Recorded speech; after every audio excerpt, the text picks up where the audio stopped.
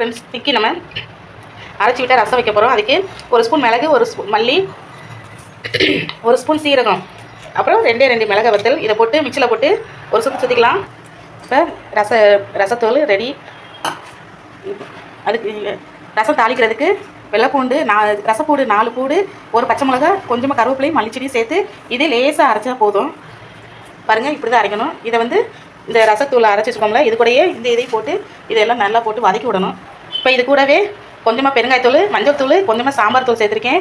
சாம்பார் தூள் சேர்க்குறப்ப கொஞ்சம் நல்லா வாசமாக இருக்கும் ரசம்.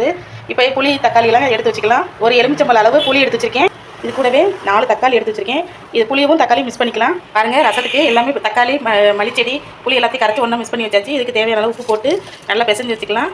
இப்போ இதை தாளித்து வச்சுக்கலாம். தாளித்து விட்டால் ரசம் ரெடி. ரசம் தாளிக்கிறதுக்கு ஒரு பாத்திரத்தை வச்சு எண்ணெய் ஊற்றி வச்சு இது கூட கொஞ்சமாக கடுகு, கொஞ்சமாக வெந்தயம், இது பொரிஞ்ச வரையும் இந்த மசாலாவை உள்ளே போட்டு வதக்கி விட்டுக்கிடணும். மசாலா உள்ளே போட்டாச்சு. இது நல்லா வதங்கட்டும். நல்லா வதங்கும். இது நல்லா அப்படியே ஒரு வாசனை நல்லா வரும். இந்த மசாலா லேசாக வதங்கின உடனேயும் கொஞ்சம் நல்லா இப்போ நல்லா மசாலா வதங்கிடுச்சு. இது கூடவே இந்த ரசத்தை உள்ளே ஊற்றி முறக்கூட இறக்கிடுவோம். இவ்வளோதாங்க ரசம். இது முறக்கூடி இறக்குனோடனையும் ரசம் சூப்பர். ரசம் நல்லா முறக்கூடிடுச்சிங்க. இப்போ ஒரு சொட்டு தண்ணி ஊற்றி அப்படியே அடுப்பை ஆஃப் பண்ணிடுங்க. ரசம் ரெடி ஆகிடுச்சு.